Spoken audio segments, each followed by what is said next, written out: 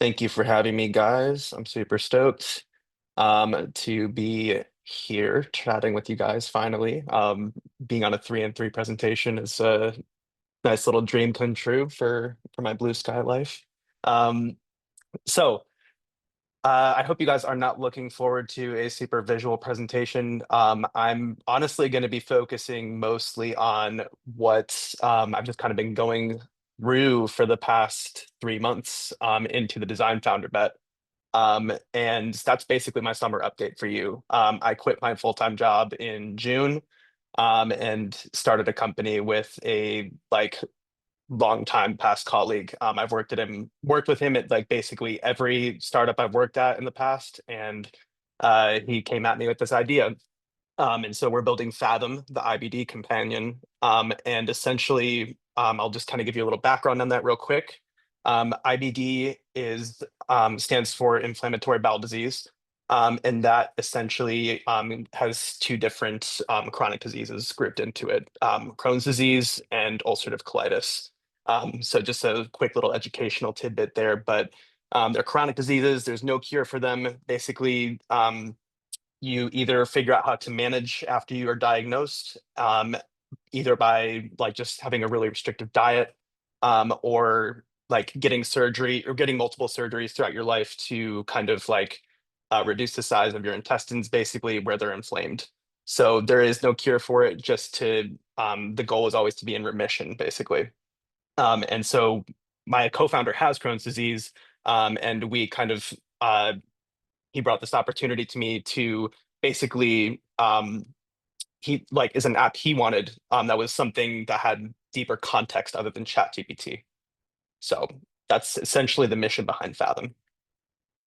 Oh shoot, there we go. Okay, so for those of you who don't know me, I'm John. I'm the co-founder and CPO of Fathom, and also the founder of Coffee Club, which is my newsletter that I will not try to evangelize today, right? Um, but yeah, little coffee club action. A lot of you from the post community are subscribers, which is super fun. Um, but yeah, this is essentially my background right now. And it is chaotic. I will just tell you that right now. Um, so it's only been 3 months since we started building the Fathom iOS app.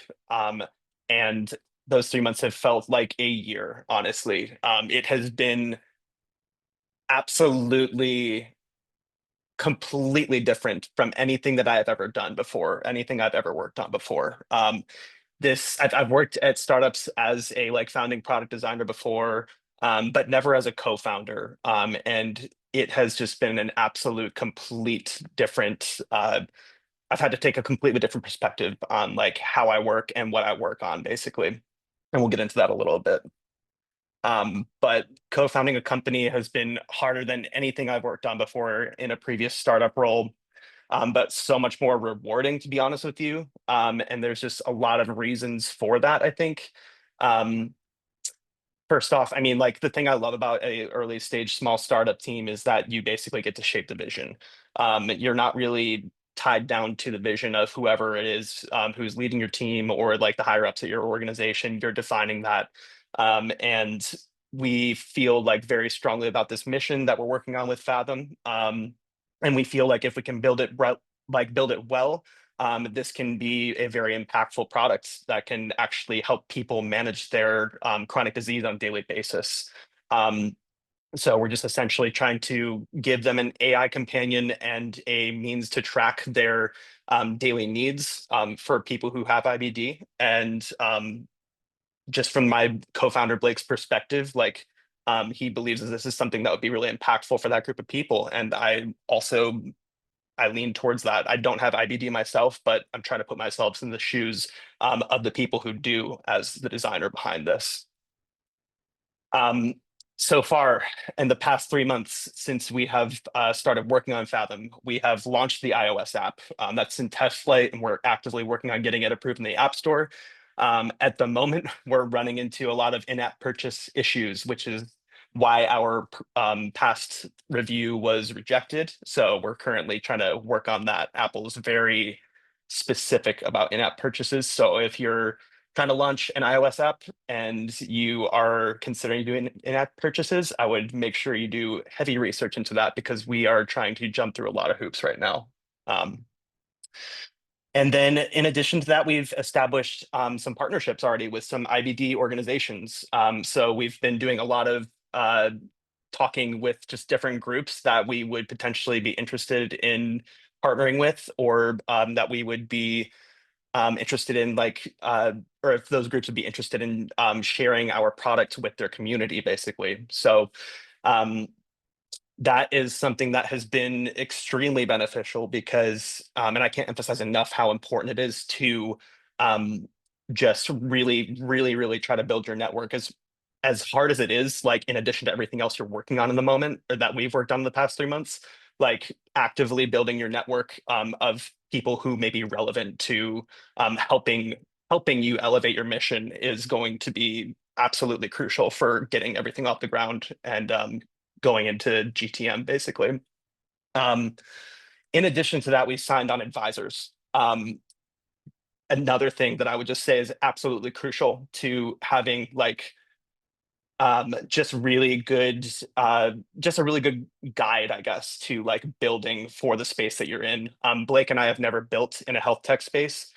We're very like well-rounded people in tech in general, but um, that's something that we just looking at now just realize like we have two health tech advisors that we're working with right now, and they have just been absolutely um, essential, really, for us getting where we are at the moment. They've given us guidance on the app. They've given us guidance on who to talk to. They've given us their connections as well, to just kind of like build on top of, or maybe this angel investor would be good. Maybe this VC group would be good to reach out to, things like that. Um, we've also talked directly to IBD patients. This has been like super insightful for us to like just really, I mean, obviously everyone here who does design knows that you need and rely on feedback from actual users in order to build something with conviction. So that's something that we've really been trying to do early on. And especially something health related, I think that is super, like extremely crucial. But yeah, and then through all this, we've also just made some really great friends. Like everybody in this IBD space has been super friendly and wonderful. Very receptive to what we're building, very excited about what we're building because another big reason why we're building Fathom is because the IBD community is pretty underserved, just in general. Like it's a very like IBD itself is a very like high needs, high touch kind of disease. Little tiny things can cause someone to experience an extreme amount of discomfort if they kind of deviate from like something that is like maybe they ate something that isn't that doesn't align with their needs and their diet, basically, and that could just kind of cause a spiral, or even mental health wise. So yeah, being a design co-founder has really pushed me overall to grow, though. Truthfully, product design has only been about 25% of the work I've done over the past 3 months. And that, like, I knew it was going to be different, but I didn't know it was going to be that different. So there's just so much, so much to consider. My co-founder, Blake, is the technical co-founder in our group, basically, and I am the designer and kind of like brand marketing kind of person, right? Um, so in this time, though, I've learned so much about IBD just from the people we've talked to, from the research I've done. I've done a lot of deep research prompts with ChatGPT to just kind of like pull in information just based on what I'm trying to learn, basically, which has been honestly an incredible tool. I'm not one for like overusing AI. I don't like doing that, but like as a research tool, it's been fantastic. Um, and it's also just given me some great insights on the needs of the IBD community, and just like researching content from IBD organizations has helped me learn so much about their needs as well. And so while being as a co-founder, while being the product designer of Fathom, I'm also the product marketing and brand team, and also one half of the fundraising effort, which is just like crazy. Um, but yeah, it is. If I haven't said it already, co-founding a company is a lot, and it will you have to be prepared to just kind of do everything. And I would recommend having a co-founder with you to not have to do it all by yourself, because I could not imagine doing this all by myself, truthfully. It's doable, but it's easier to focus on quality split between two people. And that's definitely what we've been focused on. But I will say fundraising is very hard, and I still don't have the answers for you on any of that stuff because we're currently raising our pre-seed round, and we really don't have like the traction that we want to have with that yet. So we'll figure that out. But um, I've just heard from like VC organizations or just people on LinkedIn that like it's a very hard time to be fundraising. So we'll see how things go. Our product's focus might be a little too niche. We've broadened things a little bit. But ultimately, we're like kind of just like buckled down and hoping for the best and just kind of like going very aggressive with our outreach and our ask. Um, Very much so focused on early stage fundraising.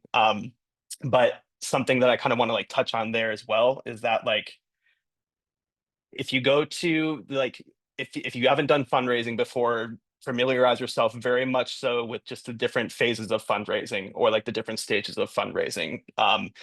That might be a no-brainer for a lot of people, but there's basically like your early stage round, your seed round, Series A, Series B, Series C. So like if you're researching which VC firms you want to have back you, um, and you're at the early stage, make sure you only reach out to the early stage ones because none of the other ones will even get back to you. It doesn't matter. Like each VC is focused on their own different stage. Angel investors are a little bit more open to various stages. And then another variable to throw in there is that a lot of VCs and angel investors will only focus on very specific industries. So there's a lot of nuance to it.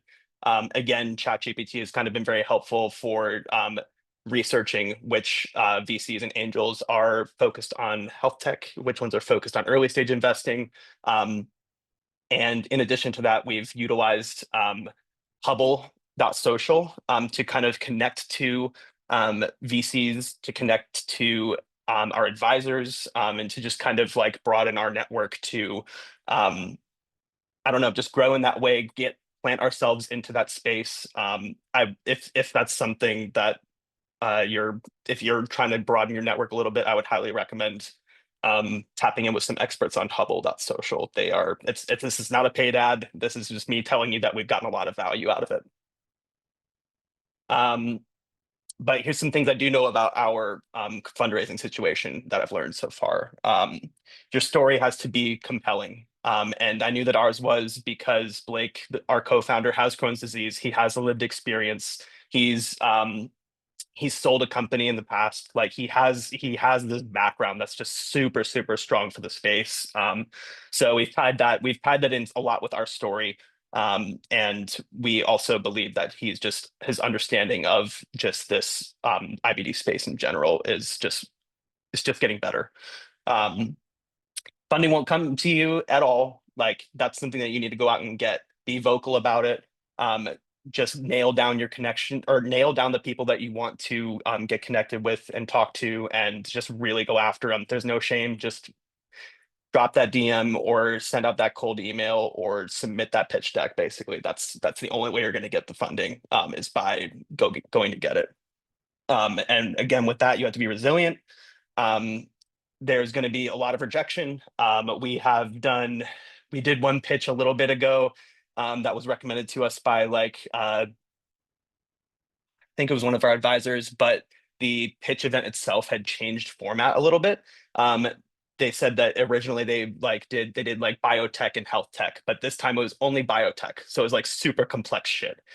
So like uh, DNA startups or something like that, or like nanobot startups, and like then we roll in there with our like AI companion for IBD patients and try to pitch. And we just got ripped to shreds because it was just not the right context. And it's not what they were looking for. But they tore us a new one, which was rough, but we rolled out of it. So um, and another thing, your pitch deck is going to constantly change. We've gone through so many iterations at this point. It's insane. Like we just kind of like learned how to shape our narrative better. We've learned just new things about how we want to go about our just how we want to develop our product over the next year, honestly. So like we've kind of laid out this roadmap of how we see our products growing in phases, basically.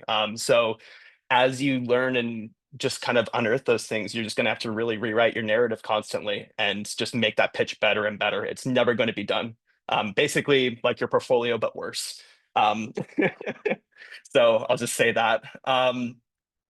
Another thing, talk to as many people as you can. Like if networking and talking to people is not your thing, make it your thing. That's gonna make you win. We have not won yet, but we have met so many great people who are willing to talk to and collaborate with us and connect us with other people at funds and just kind of get things rolling for us, which has been awesome. And another thing, again, advisors are essential. It will be some of them will be willing to advise you for free. Some of them will do it for equity. Some of them will be paid. We have our current ones on a contract at the moment. But they have, again, like opened us up to their network. They have helped us just like give us feedback on our app. They have connected us with people who could get use out of the app.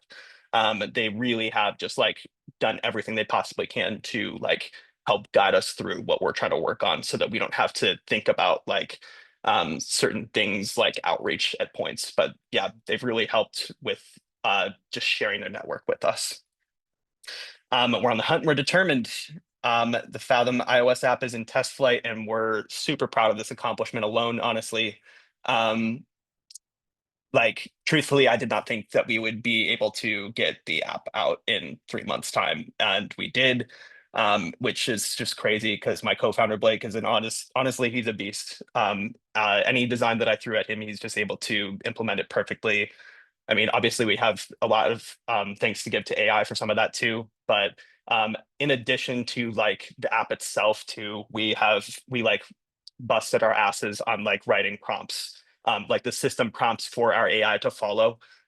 So like instead of like if I go talk to it about something other than IBD, maybe it will start trying to redirect the conversation back to IBD. That's essentially what our system prompt does. Um, so like just giving our AI those very specific guidelines. But that all that being said, it's just like really kind of exciting to see where things are now in the tech space to see that we are able to get like a functional, usable app for iOS off the ground in that amount of time, just the two of us. So crazy times, but I'm super excited with where we're heading and what we're doing. Thank you guys. It's been fantastic to just kind of share with you today. Hit me with your questions. Feel free to DM me on Blue Sky and check out fathom.care to learn more as well. So thanks, y'all. Appreciate you.